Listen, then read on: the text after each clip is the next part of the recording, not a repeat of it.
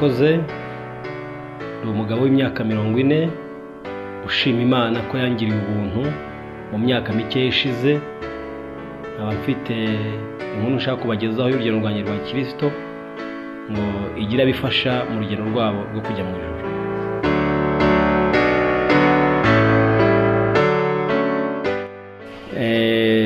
Ntabwo navutse mu rugo rwa gipagani, navukiye mu rugo rwa gikristo, ariko maze kugimbuka nza kuva mu itorero navukiyemo njya mu rindi, ariko ndijyamo nkurikiye umuntu wampaga akazi ko gukodesha igare rye nkamuha udufaranga duke, ariko mu rwego rwo kugira ngo munezeze arushaho kunyishimira ajya akomeza kumpa akazi, byantumye mfata umwanzuro wo kujya mu itorero yasengeragamo uwo muntu nyiri igare kugira ngo ndusheho kumunezeza, aricyo nari ngambiriye.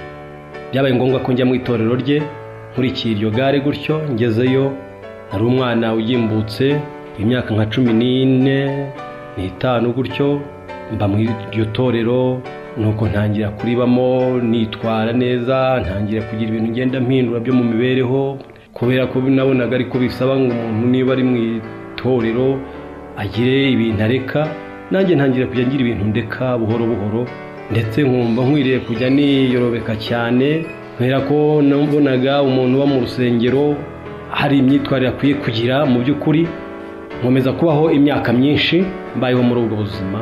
Igihe cyaje kugera intambara ziraba, turahunga, maze kugera mu myaka nka 17-18 gutyo tuza kuzava mu buhungiro mu buryo bukomeye, mu buryo bw'ibitangaza by'Imana. Ariko mu by'ukuri byari ibintu bimeze nk'imyizerere yo mu kirere, umuntu ntashobora gusobanurira umuntu. Tugaruka mu gihugu mu imbere, ndubaka, ndashaka. Ubwo mvuye mu buhungiro nyine ngeze mu gihugu nasubiye mu itorero nyine nabagamo, kuko no mu buhungiro nakomerejeyo umurimo w'uburirimbyi, ubudiyakoni, kuko nabivuye mu Rwanda n'ubundi mbikora mbifiteho ukuntu nzi kuba nabigenza nabikora. Ubwo no mu gihugu naragarutse nkomeza kubikora mu itorero nagarutsemo. Tubaho ngaho nyine kuko nabibabwiye, nza ndubaka, nzana umugore, ndabyara, ndi umukristo ukora imirimo yo mu itorero, ndetse ndushaho kugenda nzamuka.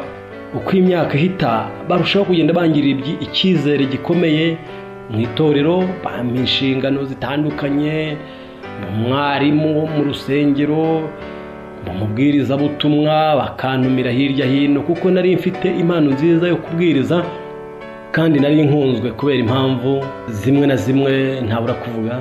Nari umuntu ukunda ibintu by'umupira w'amaguru, nkagira amakipe mfana y'i Burayi akomeye nka za Arsenal, nkaba nari n'umuntu ukuriye abafana bayo mu gace kacu. Nari nifitemo ubuhanga rero bwo kumenya gukurikirana amakuru ajyanye n'ibintu by'abastari, baba abacuranzi cyane abanyamerika, nkamenya amafilime yasohotse agezweho, nkabanza umuririmbyi urangiranwa amakuru yamuvuzweho, nkabanza ibintu bijyanye n'amakuru cyane, nkabikurikirana ku maradiyo atandukanye kuri buri munsi, ku buryo ahantu abantu baga bateraniye aho nabaga ndi abantu banezezwa no kuhaba, kuko nabaga mfite amakuru ku bakinnyi, ku bacuranzi, ku bastari, mbese muri rusange. Nk'uko muzi ari ibintu byatwaye abagabo n'abasore bakiri bato, ndetse cyane abantu benshi muri iyi minsi byatwaye ibitekerezo.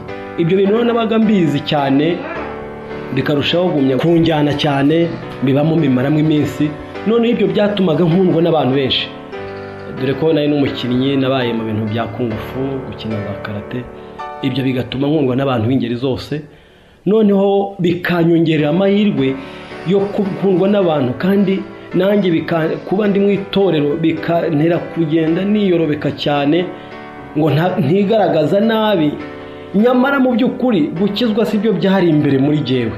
Rero iyo twabaga dufite nk'amateraniro ahantu, hakaza nk'umubwiriza akabwiriza cyane, yabwirizaga bikankora ku mutima, akavuga ukuntu imperuka izaza, abantu bakarimbuka, nagiraga ubwoba. Noneho nkibaza mu bitekerezo byanjye nkavuga ntese ko mbiyiziho mu mutima ntazajya mu ijuru, mwakabyara mwe ubu bizagenda bite? Noneho twaba turi nko mu nzira tugenda n'abandi bantu bari mu rugero rwanjye, tungana, tubana, tukabisubiramo tukavuga tuti byose tuzarimbuka, ibintu birakomeye, imperuka izaza, ukabona nkaba nta byiringiro mfite, simbe navuga nti ndabizi igihe sinzajya mu ijuru, ariko mu mutima wanjye nkaba mbizi ko ntazajya mu ijuru. Nkumva n'agahinda karaje, ariko ako kanya nkumva birambabaje, ariko nkumva nta gisubizo mfite cy'icyo kibazo, bikabinshizemo nabo bagenzi banjye bikabidushizemo, bidukamutsemo gutyo. Ndabyibuka ibihe byinshi nagiye mpura n'ibihe nk'ibyo bikomeye, ariko nkumva ni ikibazo nashobora kubonera igisubizo.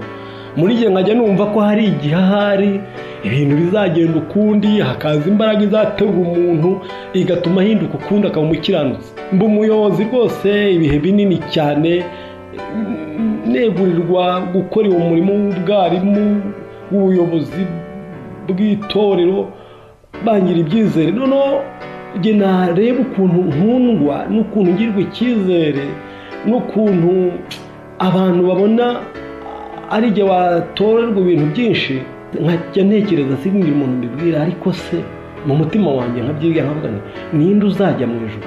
Ko mbona abantu basa naho batekereza ko aribyo uzajya, nshobora kuba ndi umukristo mwiza, kandi njye nizimwe ko imbere ko ijuru ntazarijyamo, kubw'ibyaha niyiziho ntashobora kureka, byanananiye, yewe ntajya nahirahira, numva nta n'umuti w'icyo kibazo mfite. Igihe rero cyaje kugera ubutumwa butangira kujya buza mu bice bimwe na bimwe, bugera aho narindi, aho navukiye. Noneho bwari ubutumwa buvuga ibyo gutsindishizwa n'ubuntu kubwo kwizera. Ntabwo njya mbyibagirwa, nari umwarimu w'itorero maze ndaburwanya karava, kuko numvaga umwigisha hari ibintu yashaka kwigisha akavuga ko, kandi akabisoma muri Bibiliya, ko umuntu utafite Yesu mu bugingo ari intumbi, ari umuntu upfuye. Umuntu muzima ari umuntu ufite Yesu mu mibereho ye. Noneho njye nkumva simbyumva, nkumva niki.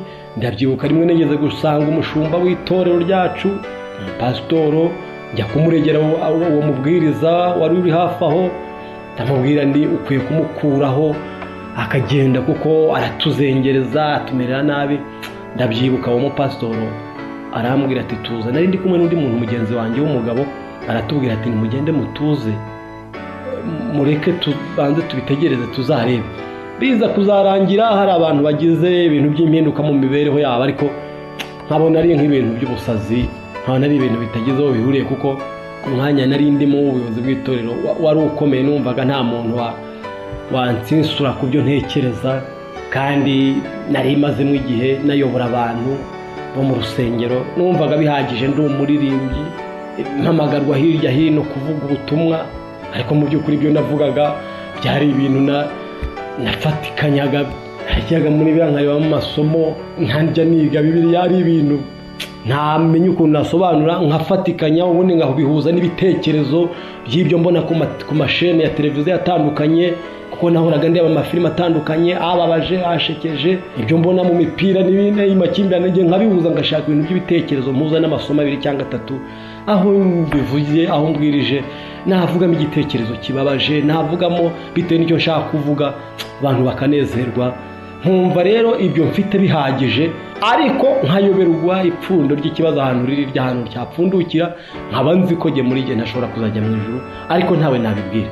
Aba nzi ko ubwo ari uko abantu bose bameze, ariko hari imbaraga izaduterura, ikaduhindura, ikatugira abandi bantu bashobora kuzajya mu ijuru igihe kigeze. Iminsi iricuma, indi irataha, mba muri ubwo buzima bumeze butyo, shimwa n'abantu rwose. No mu bigaragara ntacyo wangaya, nta buri icyo yagaba, ariko mu bigaragara narageragezaga, n'abantu barankundaga. Naje rero kugira ikibazo gikomeye mu mwaka wa 2014 mu kwezi kwa mbere, mfatwa n'uburwayi bukomeye cyane, utunguranye, buteye ubwoba.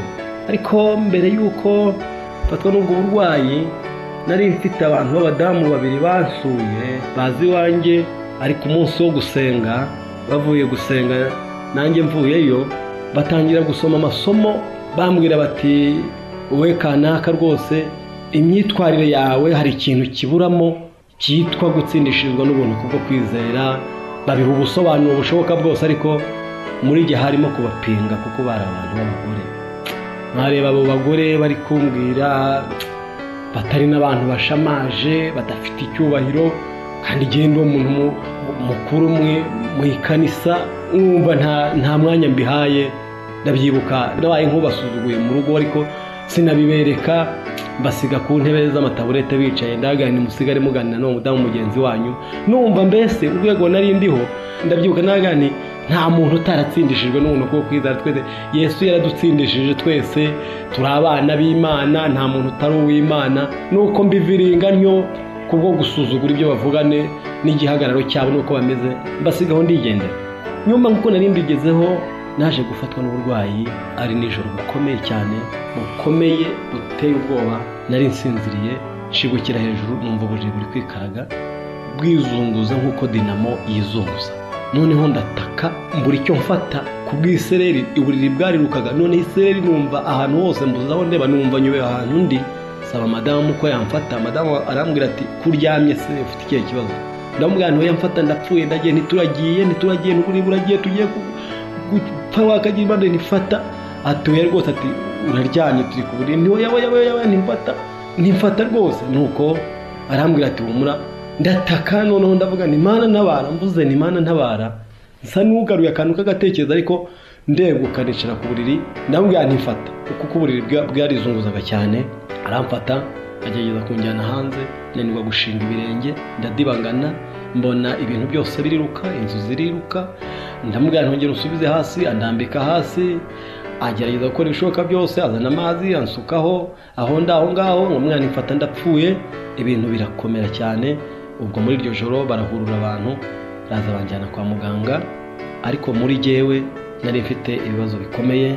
Ndabyibuka nageze kwa muganga iwacu, bagerageza gukora ibishoboka byose kuri centre de santé, birananirana. Bashyira ku gitanda ngahuka kubera isereri, ibintu bibazo bikomeye. Banyohereza kuri hopitali yacu, njyayo, bagerageza gufata ibizami byose bifatwa ku mahopitali bishoboka. Ibizami bikagaragaza ko nta kibazo mfite. Bareba mu maraso, indwara zose muzi zishakirwa mu maraso barazibura, babura indwara n'imwe. Bampa utunini ndataha. Hashize iminsi mike ibintu biranga, nsubirayo. Noneho ntangira kujya ntubwenge, naba nicaye nkajya kumva, nkumva ntaye ubwenge nyuma ahantu ndi. Naba nicaye nko ku meza narinde nko kurya, ibitekerezo bigahita bigenda, nkayoberwa icyo nakoraga, simbe nkimenya ko isahani iri imbere yanjye cyangwa ikanya. Noneho ubwenge bukagenda mwumva, noneho umutima nkumva urambwiye ngo urapfuye wagatsindwa we, urazimiye rwose, urapfuye. Noneho ngahita nikabaganya cyane nkizunguza, ngo nshaka ukuntu ibitekerezo byagaruka kuko bigiye mbyumva. Noneho nakwikabaganya cyane, ibitekerezo bigasa naho bigarutse, nkabwira Imana ndapfuye rwose. Noneho ngatakira nk'abari hafi yanjye, umugore cyangwa abana cyangwa undi muntu, nkamwira rwose ndapfuye, nimpfuye nabi, nari nsaze. Mbese ibintu bikancanga bikanyobera.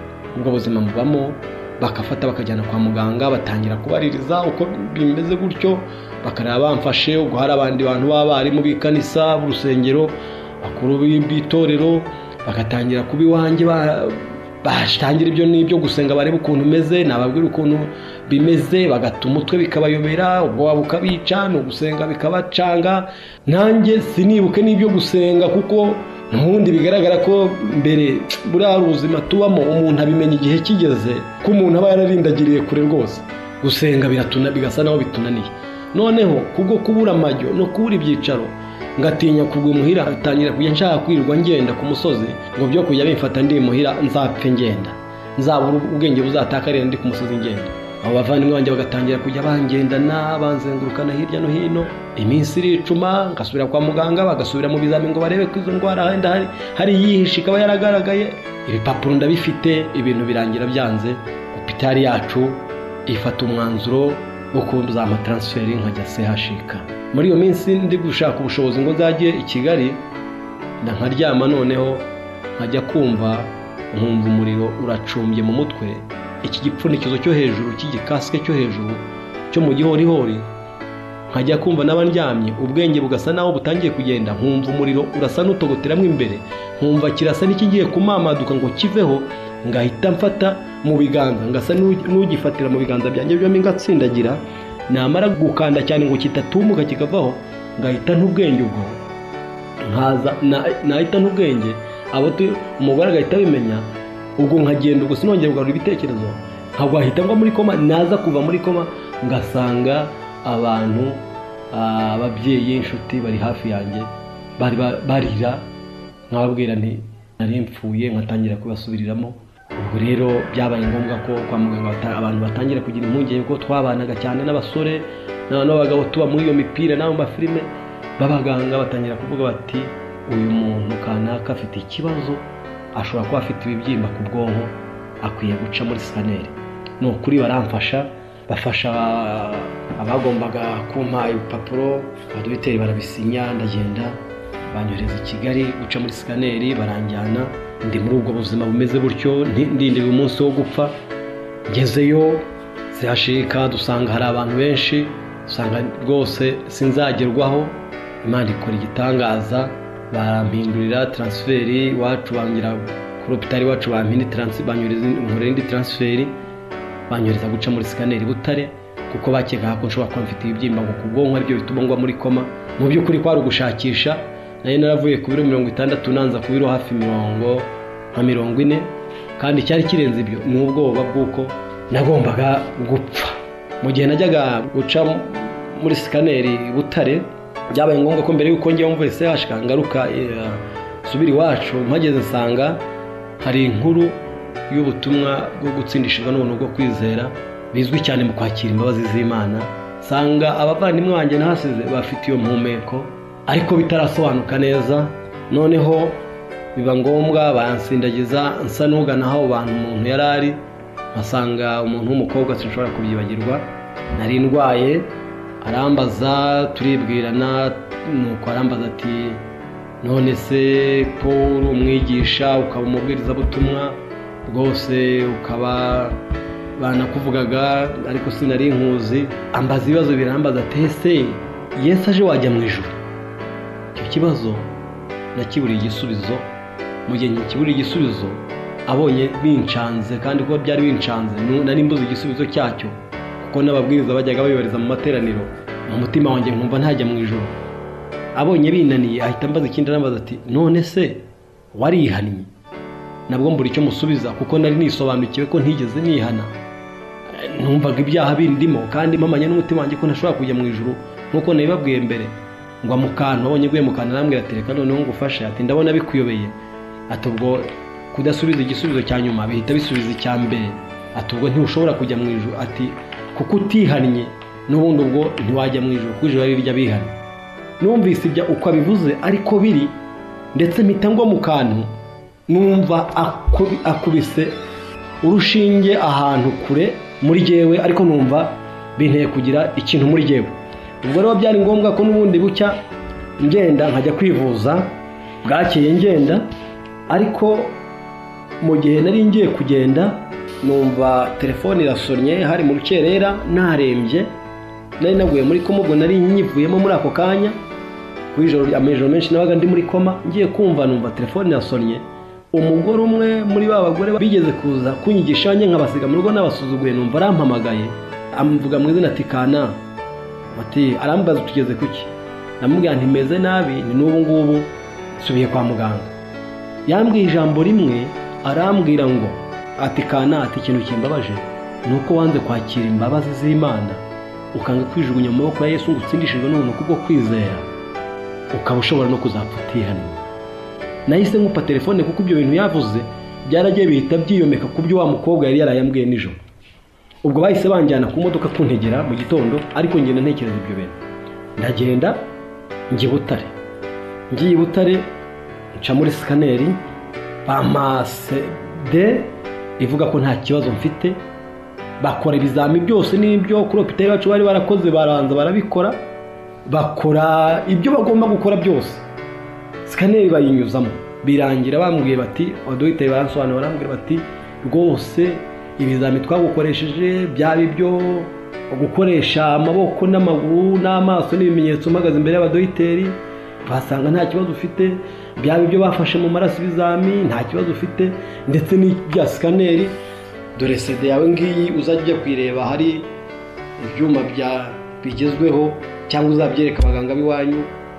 Bampa n'ibyo bipapuro, bambwira bati nta ndwara ufite, uzashakira ahandi.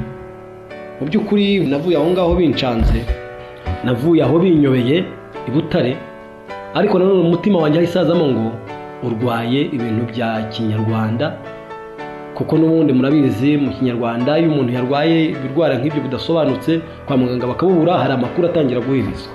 ubwo rero byahise byandika muri yewe ko no mu muryango wanjye ko bampumanije, ndetse inkuru zikavuga ko ari byo banteze, kandi abantu bakabyemeza ko ari uko nguko byagenze. nk'uko mubizi namwe izo nkuru zitabura ahantu hari ibibazo nk'aho ngaho. ubwo rero batangiye kugurisha ibyanjye kugira ngo bashake ukuntu bamvuza, kuko binahenda. amafaranga mwera yashiriye muri izo ngendo no kwivuza mu mahopitali yari yarashize. batangira kugurisha imitungo ngo bashake ukuntu nivuza mu kinyarwanda. baratangira kwirya karahava. ntangira kujya nivuza mu bavuzi kandi bitwa abagikirisitu, bavuga ko ari abavuzi ba gikirisitu, babanasenga. nuko ibintu biranga, gukira biranga, biba ikibazo, nkomeza kugira izo ngorane. ariko niyo nabaga mfite agahenge n'ubundi nasindagirira ku minsi yo gusenga nkajya mu rusengero, ariko numva ari ya gahunda ya kera yuko ngomba kujya mu rusengero.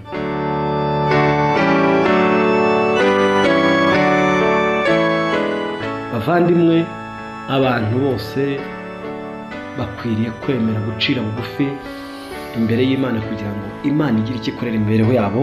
umunsi umwe ndi ahantu nari ncumbitse, kubwo sinatashye ngo nsubire muhira mvuye za Butare, byabaye ngombwa ko bancumbikisha ahantu nkaba ariho mba nkurikirana uko gufata imiti ya kinyarwanda.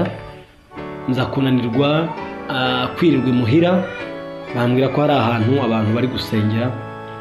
nari nahumvise bahavuga, ndavuga nko kugira ngo nirwe ndeba televiziyo, hari mu gihe cy'igikombe cy'isi, ndavuga nko kugira ngo nirwe ndeba televiziyo ikiza, reka ngende njye ku rusengero ubwo hari abantu bari busenge, reka njye kuba ariho nijijishiriza, sindagire ngende mpicare.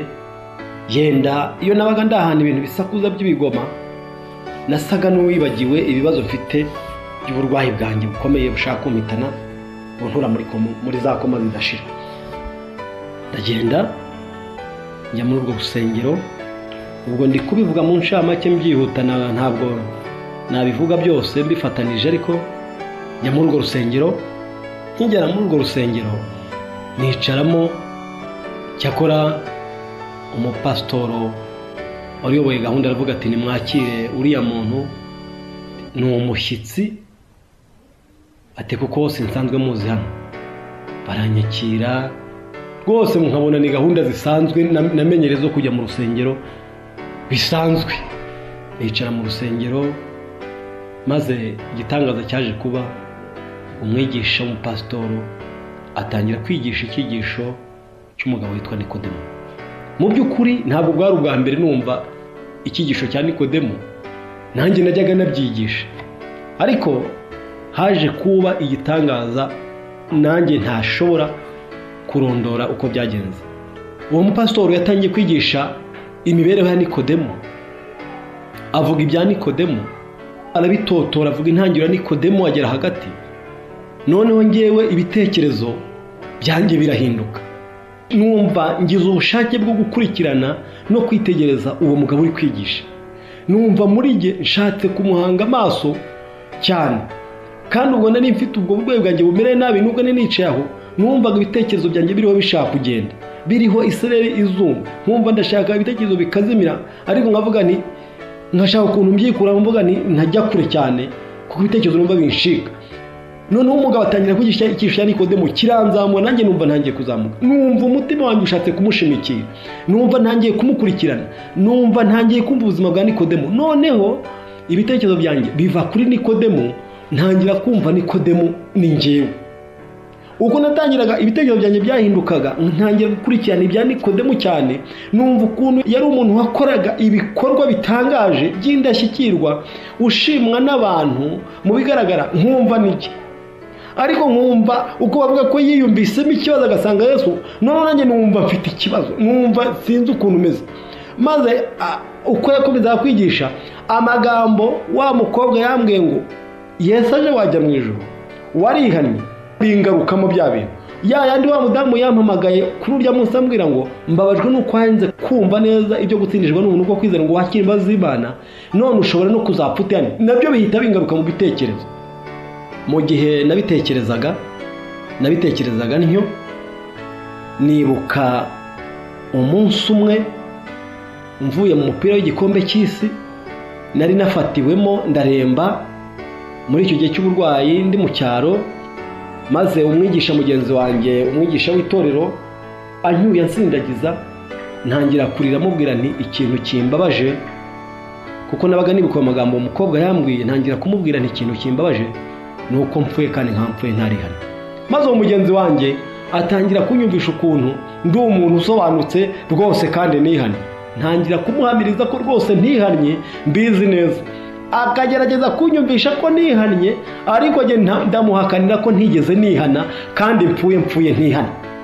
Icyo gihe hari habaye nagize ibibazo bikomeye cyane, nari nataye ubwenge nicaye imbere y'umupira w'ibihugu bibiri byari byahuye muri iki gikombe cy'isi cyabaye muri 2014. Ibyo bintu byose byuko nabwiye uwo mugenzi wanjye ko mpfuye kandi mpfuye ntihanye byagarutse mu bitekerezo byo muri urwo rusengero. Ibyo bintu byose bikorana mu mutwe wanjye. Noneho sinza ahantu agahinda kavuye, numva ndi umunyabyaha, numva nzapfa ntihanye, numva ubuzima ndabubuze. Noneho agahinda karanyegura, numva ndaturitse mu rusengero, ntangira kurira.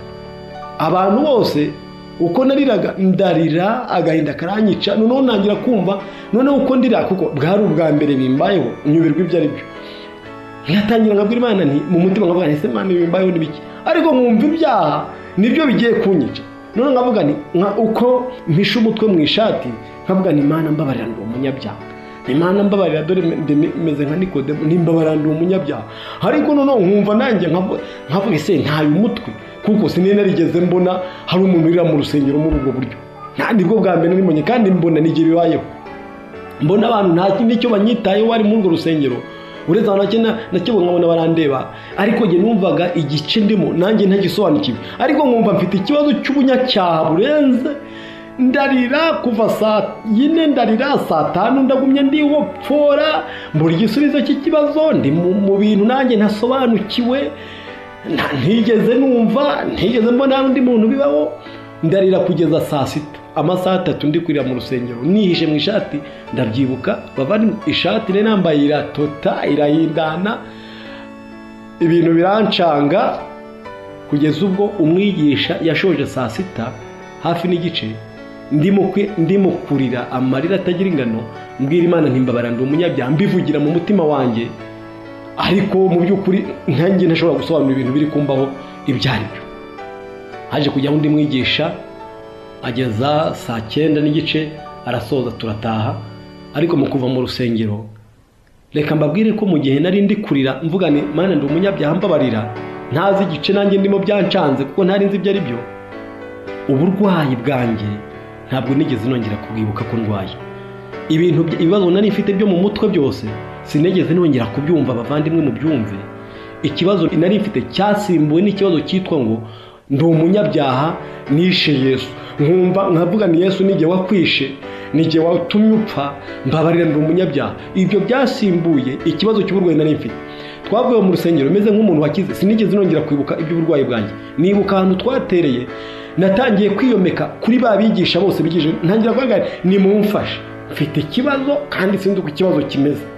Ntangira kubabwira ibibazo nawe nabyo. Noneho abigisha batangiye kumwe bati twe twakubonye, wowe komeza usenga Imana, usengera mu mutima, ubwira Imana irushaho kuguhishurira ububi bwawe. Kandi urumva ageze neza ibyo bati ni igikorwa cy'Imana cyatangiye gukorera muri wowe, ahubwo wowe ntucikirize, ahubwo komeza kuba imbere y'Imana, usenga usaba Imana ikumenyeshe imibereho yawe yose itari myiza wabayemo, igusobanurire, irusheho kukwimenyekanisha, irusheho gusobanurira uko uteye n'ibyo utaniziho, irusheho kubibona. Noneho muri uwo mwanya numva ndushaho gukunda Imana, ndushaho gukunda iby'Imana. Mu by'ukuri uretse ko nawe umwigisha wo mu rusengero n'umukozi w'ibikorwa byo mu rusengero, ntawe ikindi gihe najyaga cyo kureba muri Bibiliya. Narebaga muri Bibiliya ari uko mfite gahunda yo kugira abo nigisha nahamagariwe, nta kindi gihe nagiraga. Ubwo rero nazamutse umuhanda wose ndira, ku buryo abantu twahuraga, kandi murumva si mu gace k'iwacu narindi, bambazaga bati ese wa mugabo we, ubwo nari maze gutandukana nabo babwiriza, wa mugabo we urarwaye? Ntabwo ntacyo ndwaye. mu by'ukuri ntangira kugira ikibazo, umuhanda wose ngenda ndira nihopfora, nkabwira Imana nimbabarira ibintu bihagarara, ibintu birananirana byanga guhagarara. Ndabyibuka nenda kujya aho nari ncumbitse, mpamagara umudamu umwe muri babandi nigeze gusuzugurira iwanjye, navuze bazaga kwigisha ibintu bijyanye no kwakira imbabazi Imana no gutsindishwa n'ubuntu bwo kwizera. Ndamuhamagara ndamubaza nti rwose ni hari ibintu byambaho bidasanzwe, ni mfite ikibazo kimeze gutya, nafatiwe mu rusengero, numva ngize agahinda, bigisha ibintu bya Nikodemu, numva nigiye wishe Yesu, numva mfite umubabaro n'intimba bikomeye, nk'ubu ngubu amarira arenda kunyica, ndi mu muhanda ngenda nira. Ahita ambwira ngo nturekure ukuboko kwa marayika, ahubwo komeza usenge, ubwire Imana ikwihishurire, irushaho kugusobanurira ibyo udasobanukiwe. Arambwira ati rwose ukomeze uri imbere y'Imana, ahubwo ni umurimo w'Imana uri gukorerwa muri wowe. Nuko ndakomeza ndagenda, ubwo ngeze aho nacumbikaga ndagenda ninjira mu cyumba ndikingirana, ntibari bahari, hari umukozi. Ndasenga amarira mpfukamye ku buriri, nkumva mfite gushaka Imana mu buryo ntashobora gusobanura. Nkumva muri jye nkunze Imana, nkumva mbabajwe nuko Yesu yapfuye, ariko nkumva ibintu biri kumbaho sinshobora kugira umuntu bisobanura. Nkumva ni ibintu bimbayeho bitigeze kundi muntu, ntashobora no kubona ubusobanuro, ariko nkumva mfite umuriro muri jye waka. Bavandimwe mbabwira ubwo icyo gihe cyose noneho uburwayi bw'umubiri nari mfite, nari nabwibagiwe, ntimumbazeho bwari bwagiye, sinabutekerezaga. Nari mfite ubwo ikibazo cy'ibyaha jyewe. Nuko aho mpfukamye amarira arakuzura, bihinduka umwanda, ngiye kumva numva amarira arakamye.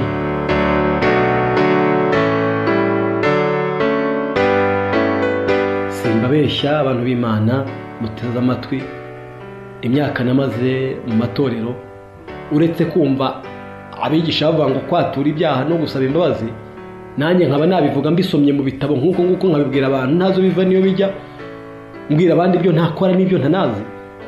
Icyo gihe muri uwo mugoroba muri jyewe hajemo igitekerezo kivuga ngo mpfukamutse nayo mpfukamye, hita uhamagara abantu b'igitsina gore mwagiye mugirana agakungu, ubabwire ko ubasabye imbabazi. Uko mbibabwiye niko nahise mbikora, nta wundi nari narigeze mbikorera, nta muntu wari warigeze abivuga ngo mbyumve.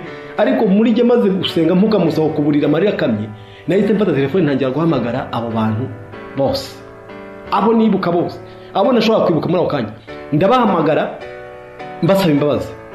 Ariko babifashe nk'ubusazi, kuko bari bazi ikibazo mfite, bahise babifata nk'ibintu by'ubusazi. Ubu uko iminsi y'icuma niko bagenda babinsobanurira ukuntu babifashe muri icyo gihe. Ndabaturira mbabwira ko mbasabye imbabazi z'ibintu nagiye mbashoramo, byose mbishyira ahagaragara. Bo ubwabo nabo mbabwira ngo mbararikira kwihana, nubwo ntari nsobanukiye n'uburyo nababwira bagomba kubyifatamo. Bwarije ijoro ryose, bene urugo baraza barambaza batese warembye tukujyane kwa muganga. Ndababwira nti ntabwo ikibazo mfite noneho ari icy'uburwayi, nta kibazo jye mfite ikibazo cy'ibyaha. Bagwa mu kantu kandi bo bari abakirisito, ariko basa naho batabyumvise, ariko basa n'abaguye mu kantu. Muri iryo joro numvise nshaka kwiga cyane, hari agatabo ntangira kugasoma kavuga iby'Imana, hakaba hari filime ivuga iby'Imana ariko nkaba ntarayikundaga, ivuga iby'ukuntu umuntu ujya mu ijuru akwiye kwitwara, nkaba ntarajyaga nyine banabaga izindi z'intambara n'iteramakofe zabaga aho ngaho n'ibindi nshaka kwirebera. Numva umutima wanjye ntushaka kongera kureba amafilime, ntushaka kongera kureba ya mipira mondi yari irimo, numva nta kintu nshaka kureba, numva ndashaka kureba ibintu by'Imana gusa. Ubwo noneho ntangira gushaka ya filime y'umugenzi, ya filime ntangira kwireba, nayireba kandi ntajyaga nyireba, nayirobanuraga mu zindi nkayishyira kwani ngo ntazanayibeshyaho, nkayishyiramo ko nabonaga iyo nayirebaga ntacyo ntoramo, numvaga nta nicyo bimaze. Nayireba amarira akuzura ku meza aho nicara, ngasubiza inyuma mwongera igatangira ndiri igasoza ndiri, igatangira ndiri igasoza ndiri. Noneho nkabona ndabyumva, nkumva ndabireba, nkumva birasobanukiye ubwenge bwanjye. Igasoza igatangira, igasoza igatangira, igasoza igatangira. Kuva ubwo sinigeze nongera kumva nshaka kureba umupira, sinigeze nongera kumva nshaka kureba televiziyo, sinigeze nongera kumva nshaka kureba filimi iyo ari yo yose. Nakomeza kureba iyo filime n'indirimbo z'amakorari, umunsi ukira undi ugataha. Muri iryo joro ndapfukama ndasenga, ubundi sinarinze gusenga mu ijoro hagati ibyo ari byo, nubwo naruvuga ngo ndi umukirisitu. ndi gusenga ngiye kubona, ariko ubwo nari nahamagaye umuntu nawe ndamubaza ese ibintu biri kumbaho, arambwira ati nuko bigenda ubundi, arambwira ati ahubwo ubwira Imana ikwibutse rwose uhumure, Imana iriho irakorera ibitangaza. Ni ukuri simbabeshya, ndimo gusenga nijoro mbwira Imana, numva Mana, numva nezerewe cyane, mfite ibyishimo, mfite ibyiringiro, numva Mana ndagushimira ko ndi kumva nsenga ukuntu ntigeze nsenga mu buzima, ndi gusenga nkumva meze nk'uri kuvugana nawe mu byumva bavandimwe. Jye sinarinzi ibyo ari byo, ariko numvaga ari undi mukene mfitanye n'Imana udasanzwe, nubwo ntabigisha bari bakangezeho ngo babinsobanurire. Benshi bambwira bati bikorwa bityo bigenda gutya, nari umuntu waho ngaho numva ndi gushyikirana n'Imana. Nanambwira Imana ni ngiye kuryama, niba hari ibintu ushaka kunkorera rwose ubinkorere, niba hari icyo ushaka kumbwira ukimbwire, ndumva ndi umuntu wawe noneho rwose. Numva mu bitekerezo byanjye maze kuvuga, numva ntangiye kwibuka ibintu by'ibyaha bye ntajyaga nyuma n'agaciro ntanibuka, numva biraje mu bitekerezo, numva ntangiye kwibuka ibyaha, numva ntangiye kwibuka ibyaha nagiye nkora by'urukurikirane bitandukanye rwose, ntajyaga nibuka pe byo mu bugimbi, byo mu busore, ibyo ntaka agaciro, numva ntangiye kubiha agaciro, numva ntangiye gusobanukirwa n'uburyo ndi umunyabyaha, numva ndarushaho kumenya ukuntu Yesu yababajwe, nuko amarira ngera arashoka. Ndagije singa ndavuga ni Imana, nibyo wabikoze, bimbabarire Yesu, nijye wakubambishije, ntibibyaha rwose nijye wabikoze, sinabiha agaciro, sinabyibukaga, ntibimbabarire Mukiza. Numva amarira akamye, numva ndatekanye, ariko hakaba hari gahunda nari naribagiwe y'amakwe nagombaga kuyobora. Nari umuntu uyobora amakwe, umaze no kugera mu rwego rwa bamwe bayobora amakwe muri za gahunda muzi zisigaye ziriho zo gukabya mu bukwe, zo kuryoshya ibintu, umuntu abeshya. Ndabyibuka ye kumva, ariko ubwo muri iyo minsi nahamagaye umuryango, mpamagara abavandimwe. Ubwo muri icyo gihe nubwo ntabivuze, muri icyo gihe nari ndi muri iyo si imeze ityo, uburwayi ntabwo nigeze nongera kubibuka. Ahubwo abo bantu bari bancumbikiye bamaze batese uburwayi bimeze bite, bo bakabona imero wanjye yahindukiye mu kubana na Yesu, ariko iby'uburwayi bakabibona. Nanjye nabyibukaga uko babimbajije, sinongere kwibuka ko ndwaye uburwayi bw'umubiri, ahubwo nkumva urukundo rwanjye noneho imibiri yanjye nayihaye Yesu cyane, nkumva ibindi ntabwo ngibihaye agace, simbyumve simbyiteho. Baza kumamagara banyibutsa ko hari amakwe nagombaga kuzajya, ubukwe nagombaga kuzajya kuyobora bw'umuntu ahantu ku isantere imwe, kandi bari barantoye muri rwa rwego rwo kuzajya gukoramo za gahunda zo kubeshya no kuryoshya umuntu akabya. Ariko numva umwanya ndimo, numva si wa wundi ngiye kumva, numva baramagaye barabunyibukije bateze bwa bukwe wibutse kubwira bene bwo ngo bashaka undi. Babimbwiye nibuka ko bwegereje, ngerageza guhamagara bene bwo ngo bashaka undi, barampakanira. Kandi nanjye nkaba natangiye gusa n'utera umugeri, uburwayi bw'umubiri ntibukindiwe. None numva umutima wanjye uramata ngo sindagira uzajyeyo, uzajye kubuyobora. None ntangira kwibaza nzabuyobora gute, nzabuyobora mu buhe mwuka, nzabuyobora gute. Ariko ngomba kuzajya kubuyobora. Ntangira guhamagara abantu b'iwacu, ndababwira nti mumenye ko hari ukuri kwiza kuzima tutamenye, ntimumenye ko hari ukuri kwirengagijwe, ntinarihannye, mukwiriye kubimenya ko hari ikintu twirengagije kandi cy'ingenzi kuruta ibindi, cyitwa gutsindishwa n'ubuntu kuko kwizera umuntu akakimbaza Imana. Bamwe bagatangira kubyumva, batewe amakuru nina harahari, bansubiza batyo kuri telefone, barabyumva, ariko gashyiga agomba kuzashyigura. Biba ngombwa ko bene ubukwe banga kubushakira undi muntu, barahambwira bati ubwo watangiye koroherwa, turi kumva amakuru ko uri koroherwa, sindagira uzaze. Nanjye kubw'imbaraga n'indimi impata numva ndashaka kujyayo. Nateze imodoka ndagenda ngera kuri iyo santere, ubwo nari nkitwaje imiti, bampfunyikiye abantu ko nagomba kuba muri ubwo bukwe, n'ubundi mpita nitahira njye iwacu njya kuyobora ubwo bukwe. Ariko mpageze nari mfite imbaraga nyinshi ku buryo nahise nkusanya abayobozi b'ubukwe n'abantu b'iwacu bose twahuriye, ntangira kubabwira umuriro wangurumanagamo, ntangira kubabwira imbaraga y'Imana yari muri jye, mbabwira ukuntu noneho neza nahindutse ukundi, nubwo ntari mbifite ubumenyi bwinshi, ariko ntangira kubahamiriza urugendo rwanjye n'ukuntu byangendekeye. Abantu bagwa mu kanwa, bamwe bakabyita ubusazi, abandi bakabyita ko hari ibintu byamanza, abandi bakavuga ati ni bya bintu yararwaye byamuhinduye ukundi. ntibabyumva neza, ariko ndushaho kubakambana cyane. Baje gusa naho bamwe bagoyora batekereza ko nta kibazo. Ngeze mu mwanya ubukwe nahinduye ukuntu bimwe najyaga mvuga mbeshya, noneho nkabivugamo ibintu by'Imana byinshi bivanze n'ibitangaza Imana ikora umuntu ikamuhindura, kandi nkabikora nsa n'ukoresha za mvugo zisekeje, ariko mvuga ibintu by'ubutumwa bwiza bwo gukiza abantu. Ibyo kubeshya sinabikoresha, ibyo gukabya sinabikoresha, ahubwo nkavugamo ibintu byinshi by'Imana. Nukuri mbona birafashije abantu barumirwa, baravuga bati ese dutaha, bavuga bati aba twatahanye kuri za moto bavuga bati bya bintu ni ibiki, ntibisanzwe, bimeze gute? Abantu baranezerwa, ubukwe burangira gutyo, turataha njye iwacu mu rugo. Ariko muri jye uko narushagaho kwegera Imana no guhura n'abantu benshi mbabwira iby'Imana yankoreye, byatangiye guhinduka mu gace.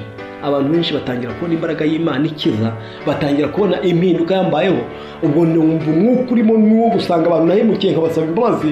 Iwacu byari ibintu bishyashya, ntangira gusanga abantu nahemukiye mbasaba imbabazi, abo nabeshye mbasaba imbabazi, abo nibye ntangira kujya kubasaba imbabazi basubiza ibyo nabibye.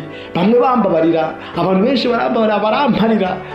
Umuriro uragumya waka muri jye. Umva mbabwire, Imana irushaho kunyigaragariza.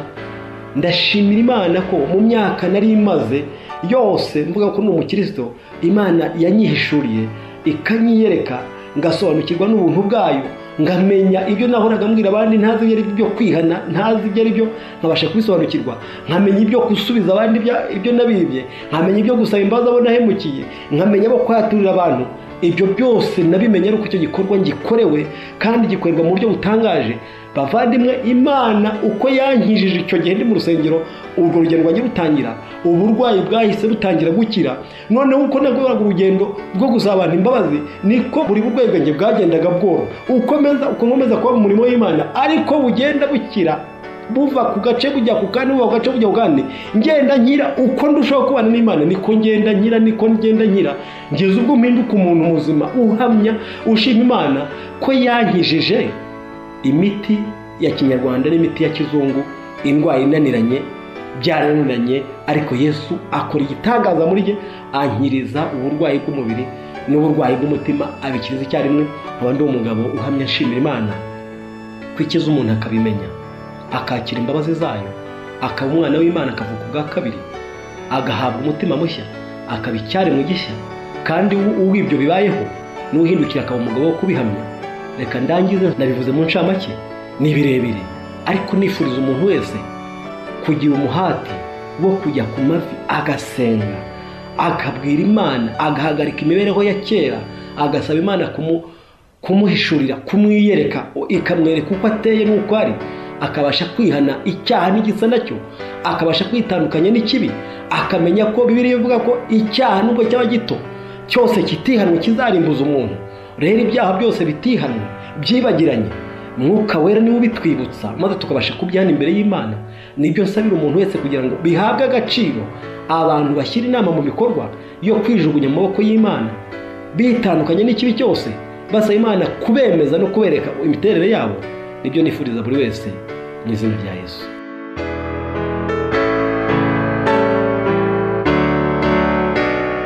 Ndagushimye Mana nziza y'ikiranuka, gushimiye cyane ko uri hejuru cyane kandi ukunda umunyabyaha wihana. Izina ryawe rihabwe icyubahiro mu isi no mu ijuru. Ndagusabye Mucunguzi kugira ngo ubwo twavukiye muri kamere y'icyaha tukayikuriramo, tukaba tutabasha guhangana n'ubwiza bwawe, Mwami Yesu uhe buri wese gusobanukirwa n'igikorwa cyabereye Karuvari, abasha kwijugunya mu maboko yawe, avuka ubwa kabiri, ahinduka icyaremwe gishya. Ubuntu bwawe bumubature mu bubata bw'icyaha, maze nuhishurwa azagusanganira ibyishimo. Reka rero ubushake bwacu, abagushaka bose, tubukwegurire kugira ngo bugengwe nawe, tubashe kugenda urugendo rwo kwezwa. Kandi abatarahura nawe Mukiza, nabo ubatera umutima wo kugushaka no kuba ku mavi cyane, kugira ngo biyereke. Byose bikorwe neza kandi muri gahunda, mu izina rya Yesu.